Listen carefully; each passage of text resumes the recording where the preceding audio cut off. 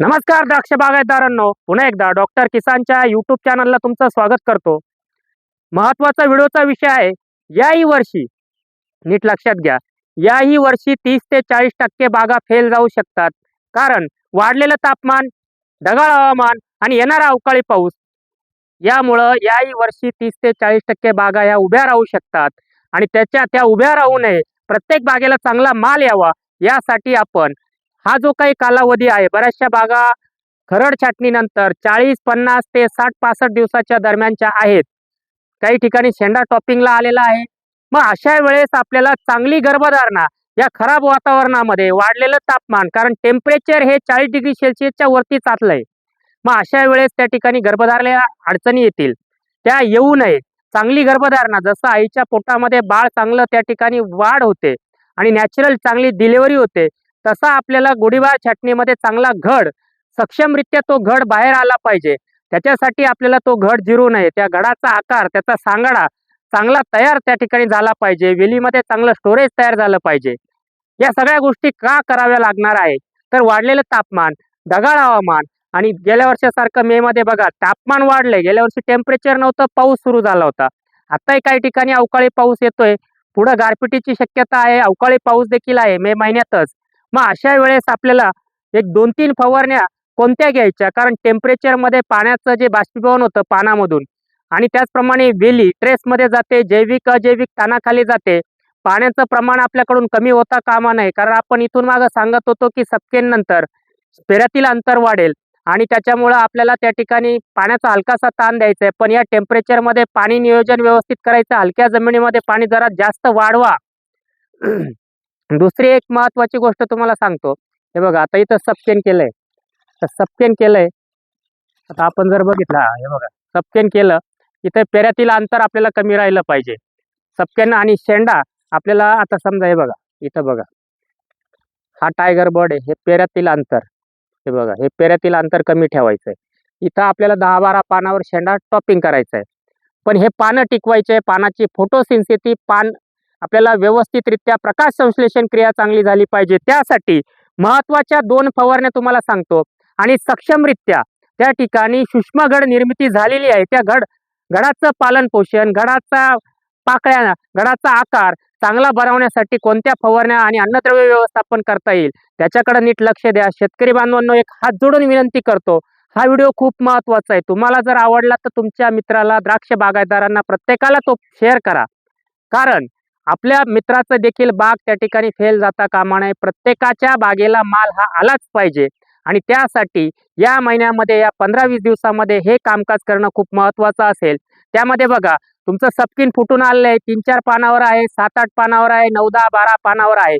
अशा वेळेस आपल्याला त्या ठिकाणी तुमचा संजीवकांचा वापर झाला असेल, देशांतर्गत बाजारपेठेच्या बागांना सीसीचा 6BHचा वापर तुम्ही केलेला असेल, तरी देखील आपल्याला काय फवारण्या करायच्या, त्यामध्ये प्रकाश संश्लेषण क्रिया, लिफ इंडेक्स एरिया, पानाचा लिफ इंडेक्स एरिया, पान हे कापसासारखं मऊ राहिलं पाहिजे.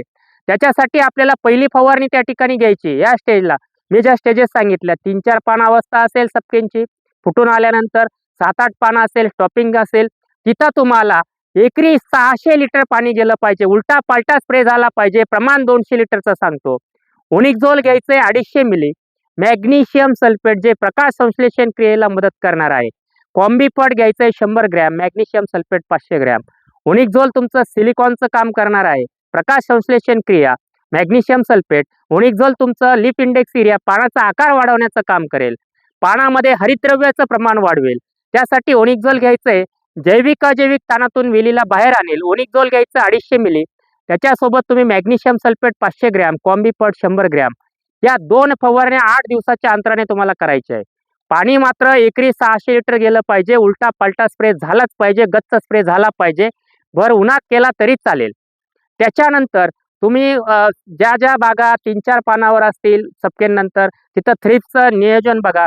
थ्रिप्स असेल, पांढरी माशी असेल, हिरवा तुडतुडा असेल, सूक्ष्म किडी ज्याला आपण म्हणतो, सकिंग पेस्ट ज्याला आपण म्हणतो, त्यासाठी जेमिझोन 250 मिली, सनड्रॉप 500 मिली, इमिडा 100 मिली असा एक स्प्रे करून घ्या. ज्या बागांवर थ्रिप्सचा अटॅक आहे, रिकटच्या बागा असतील, काही रिनोव्हेशनच्या बागा असतील, काही सपकेन फुटून येत आहे, 2-3 पानावर आहे, तिथं थ्रिप्सचा अटॅक 100% होऊ शकतो, तिथं ही फवारणी करा.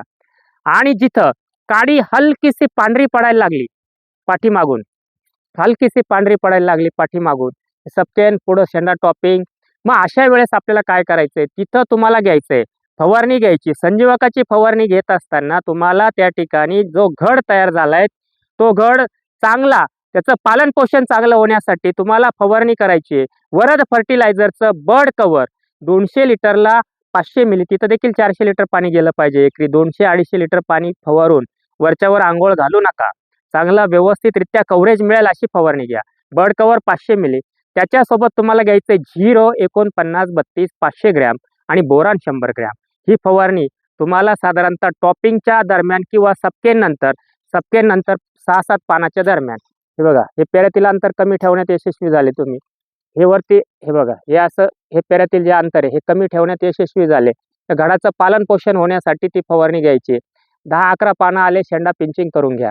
पानं टिकवणं देखील तितकंच महत्वाचं आहे. जसं पाणी नियोजन महत्वाचं आहे, कॅनोपी मॅनेजमेंट. कारण ढग ज्या वेळेस येतात त्यावेळेस सूर्यप्रकाश त्या डोळ्यापर्यंत पोहोचत नाही आणि सूर्यप्रकाशाच्या अभावामुळे गेल्या वर्षी किती बागा उभ्या राहिल्या, किती बागांना माल कमी आला हे तुम्हाला सगळ्यांना माहिती आहे. म्हणून कॅनोपी मॅनेजमेंटकडे देखील त्या ठिकाणी त्याच पद्धतीने लक्ष द्या. ओनिक्झोल, मॅग्नेशियम सल्फेट, कॉम्बिफर्टच्या 2 फवाऱ्या सक्तीने मी सांगतो त्या करा, म्हणजे करा. तुमची बाग ही उभीच राहू शकत नाही. त्याच्यानंतर बर्ड कव्हरची एक फवारणी पहिली केली असेल तुम्ही, हॅपी न्यूजची दिली असेल, लिओशिन 6BA दिला असेल, 05234 कॉन्टॅक्ट 6BA दिला असेल, या सगळ्या फवारण्या केल्या तरी त्या टप्प्यामध्ये 5-6 पान अवस्थेत, 9-10 पान अवस्थेत सपकेनच्या पुढं तुम्हाला बर्ड कव्हर 500 मिली, 04932 500 ग्रॅम, बोरान 100 ग्रॅम ही एक फवारणी. त्यानंतर अजून एक महत्वाची फवारणी, शेंडा स्टॉपिंग कराल त्यावेळेस SOP sulphate of potash 1 kilo आणि त्याच्यासोबत कॉपर 400 ग्रॅम आणि त्याच्यासोबत टिल्ट 25 मिली, या 2 फवारण्या 10 दिवसाच्या अंतराने टॉपिंग नंतर करा. पहिली फवारणी केल्यानंतर 5-6 दिवसांनी एक नॉर्मल 2.5% म्हणजे 0.25% म्हणजे पाव हिस्सा 250 ग्रॅम चुना इन्स्टंट, 500 ग्रॅम मोरचूद आणि सल्फर 200 ग्रॅम, त्याच्यात टिल्ट 25 मिली वापरू शकतात. असा एक स्प्रे तुम्ही त्या ठिकाणी घ्या.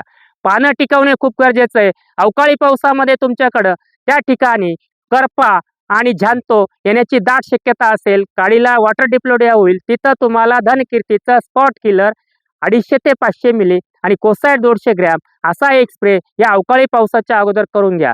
कारण आपल्याला खरड छाटणीमध्ये देखील 3-3, 4-4 दिवसाच्या अंतराने या 3-4 फवारण्या तुम्हाला करणं गरजेचं असेलच, तरच तुमच्या बागेला माल येईल.